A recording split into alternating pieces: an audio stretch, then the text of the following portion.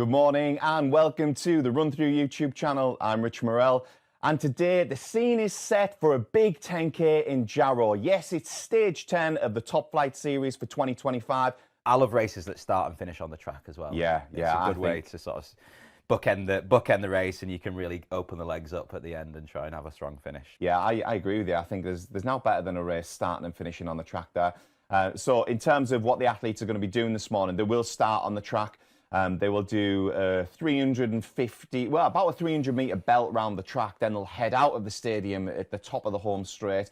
And then there's another track actually outside of the Jarrow Stadium, the old Dolomite track that was there that's seen the likes of, David Sharp, Crammy and them all training on that track. So it's had some famous footsteps around there at one point. I might have done a couple of sessions on there myself, Tom. And they'll head round the outside of that Dolomite track and then they'll get out onto the streets of Jarrow. I feel like this is an event and a fixture that is just going to grow and grow because people are going to see these times coming off this course. And it's going to be one of them where they're looking like, why is everyone running quick at this course?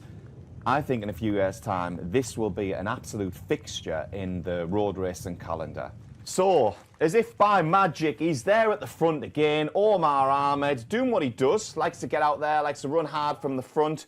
Yeah, he's in great form, is Omar. And like we mentioned before, he's been racing a lot. I've seen him race at the Manchester Half Marathon. Last weekend, he picked up 3rd place there. And he does race a lot. And in one sense, that's brilliant for Omar. In another sense, it makes it quite easy for the other athletes that are racing against him to know what he's going to do because he has a certain style of racing, does Omar. He normally hits the front. If someone follows him, he'll sit back a little bit for the first couple of K, then he'll start putting in these surges. And these surges tend to break other runners down because they're just not strong enough to go with him. Now, when he gets in a position where he's got some real quality athletes around him, they can afford to either let him go and rein him in slowly, or they can just move with him. And then I think it becomes challenging for Omar because it's almost like, well, I've shown my hand here and I've shown it week in, week out.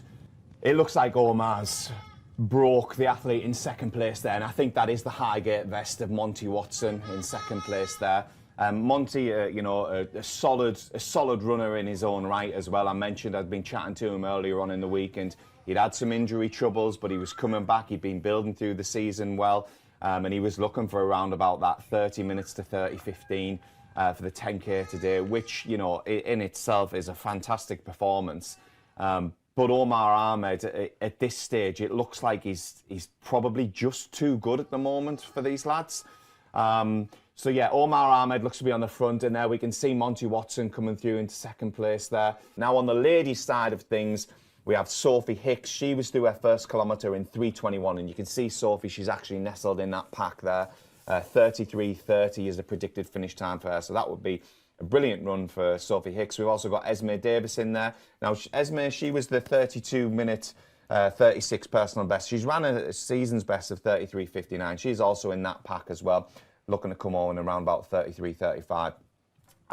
And we've got Ava Ledbetter in there, Camilla McNursby as well. They're a little bit further back and they're targeting around about the 35-minute mark. So back to the front, it's all Omar Ahmed. He's having it his own way. He's broke that field.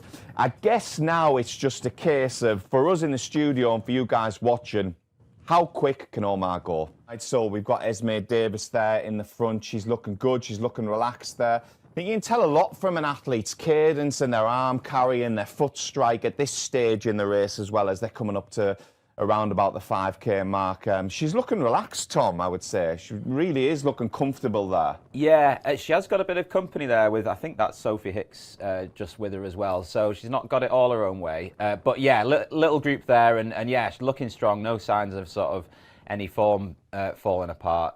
Maybe Sophie Hicks behind, looks like she's working a little bit harder. It must be quite challenging mentally, I would think, as well, when you know that you've done the damage to the field and you've got away from them. The only thing I will say, which is slightly different in the Top Flight series, is that there is time incentives to these races. It looks like he's through 5K then around about 14:35-ish. So back to the ladies field. Esme Davies is through the halfway mark in 16:48. So she's averaging 3:21 kilometre pace. We've also got Sophie Hicks in there, who's, you know, she's sticking to Esme Davis like glue. Back to the front. Well, it's the Omar show, isn't it, Tom? We had a feeling he was going to do this today, didn't we? Just because, like I've mentioned, he's his 28, 27 operator, so, you know, he's not messing about anyway. He's going to take some beating. And I think, you know, when we looked at the field, he was the standout on paper by quite a way. So we envisaged this was probably going to be the case today. But he's made it look easy, hasn't he? Now we could see Esme Davies. She looked to have taken a few meters out of Sophie Hicks there. And like I mentioned, they were both on at the halfway mark. They were on for that 33.5-minute mark. Now, what I did notice there is it almost woke Sophie up a little bit, and she's closed that gap. Now, maybe she thought that, is Esme trying to put a few yards on me? And as we say that, it looks like Sophie is moving through with the other athlete there. And it looks, I wonder, is that a Jarrow vest? It looks like it might be a Jarrow vest. It's certainly the colours of it. And yeah, so it looks like Sophie Hicks has now wrestled the lead off Esme Davies. And I guess now this is a key point in the race. We're coming up to about 1,500 metres to go. Maybe a little bit further for the ladies, but certainly within that last 2K now. For Esme Davies, she's got to try and stay relaxed and just try and sit on Sophie as long as she can and just hang on to her. Sophie, on the other hand, I always think when you move in front of an athlete, you've got to make this decision. Do you continue at the tempo that you're going and just glide through and hopefully know that you're going to pull away from them? Or do you almost try and break their heart and put a surge in and really put the boot in and try and damage them psychologically and almost break the heart before the body breaks? I think there's a bit of a gap now by the looks of things. So Sophie really needs to keep her concentration here, really keep not resting on her laurels. The job's not done. She's got to keep moving away and really snap that elastic to Esme Davis, because she's got a real chance to do some damage here. Yeah, it looks like Sophie's away. On to Omar Ahmed. Now he's back within the Jarrow complex. You can see the Dolomite track on the inside there. I'm loving these live splits that we're getting through. 8.8K. His predicted finish time, 29:21. So, Tom, he's going to have to go some this last 400 metres here if he wants to get under that 29:15 mark. And I wonder whether maybe just this volume of racing that Omar's been doing, maybe it's just a little bit too much in the legs there. I know he will open up that last 300 metres because he can shift a little bit.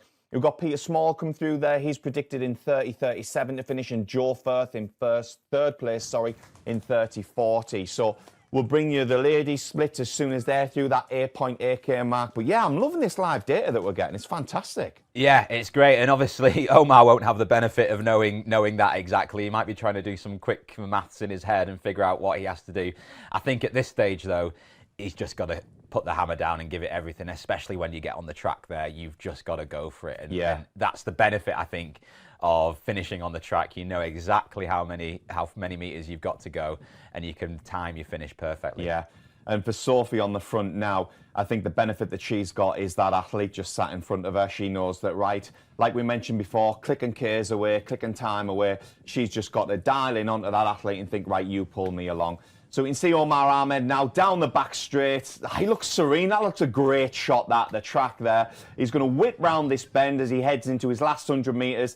And he's going to take it. He's going to take another 25 points here, is Omar Ahmed. He's sitting pretty at the top of that table. He's calling out Ben Connor. Well, let's see what happens at Ribble Valley, because this could be an interesting fixture. But for now, Omar Ahmed, he takes the 10th stage of the Top Flight Series, the Jarrow 10K. He's across the line.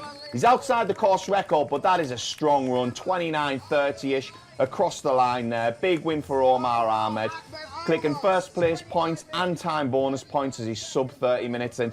He's looking tired there, Tom. He's worked hard, but another win for Omar Ahmed. Back to Sophie Hicks. She's clinging on to that athlete in front. It looks like she's got away from Esme Davies now. Esme had done a lot of the early running in that race there. She took them through to about 8K on the front. But now Sophie Hicks has taken over and she's in control. And again, she looks good, Tom. She looks relaxed. She doesn't look like she's overly working here. I think it'll be a case of her knowing that she's got the win in the bag. Now, the question is, how quick can she go? She's coming around the 33.5-minute mark at the moment. She's got about 150 metres to go. So this could be very close to her PB, Tom.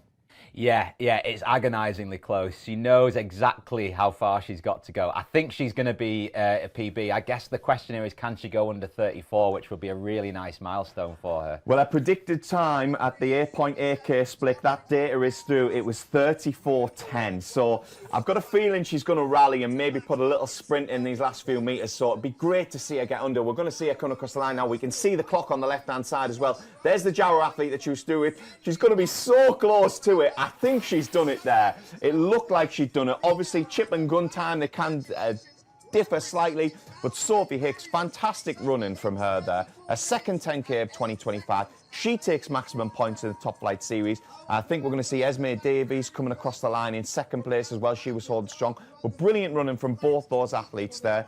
Esme Davies, you know, she was coming into this with a season's best of around about 33.59, so a little bit out from that.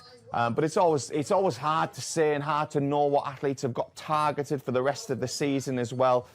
So yeah, brilliant running from both those athletes. And yes, I think it looks like as Sophie Hicks was across the line there in 34.08.2. So she's nabbed herself a 0.8 second PB there. So fantastic running from there. She averaged 324 per kilometre there, which is really, really good running.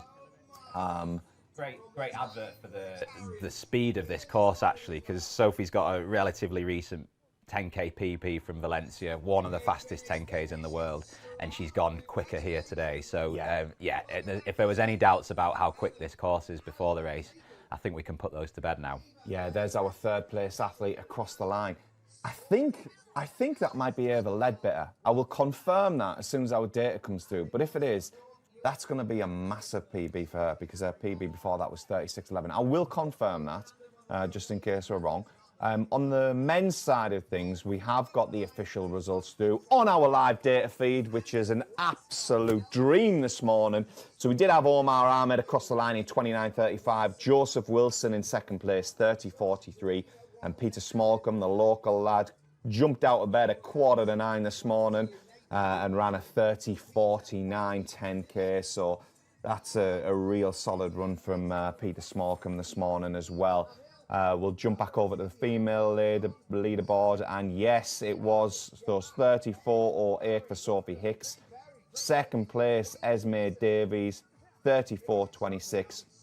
And as I thought, my suspicions were right, Tom. That was Eva Ledbetter in third place. And that is a 35.21. So she's taken 50 seconds off her personal best there. I mean, you can't ask for much more than that. And again, it goes back to this point I've been hammering home all race, that this is a really, really fast course.